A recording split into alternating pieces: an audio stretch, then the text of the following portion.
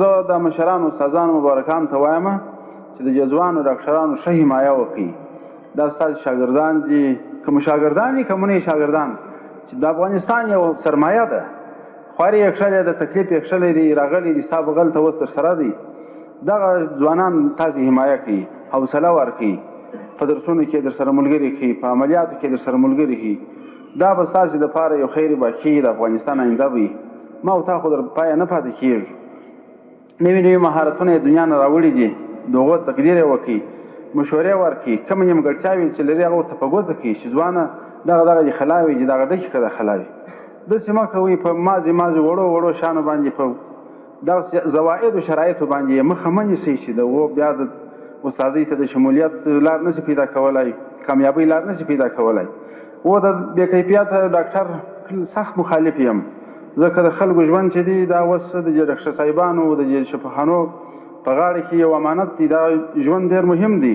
داسې هم نه ده خوښه چې زموږ د کمزورو ډاکټرانو، بې کیفیته ډاکټرانو په توسط باندې د خلکو ژوند ته صدمه ورسېږي او تلفات مو ډېر سي، مړي مو ډېر. دا په هېڅ صورت نه ده خوښ.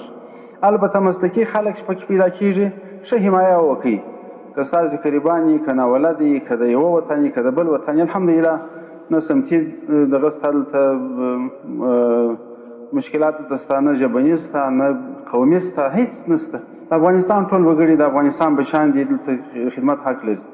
زه خو په خپل ځان په حواله درته وایم چې که مشر استاد دي، که کشر استاد دي، د ټولو حمایه د ځان ذمهواري بولم.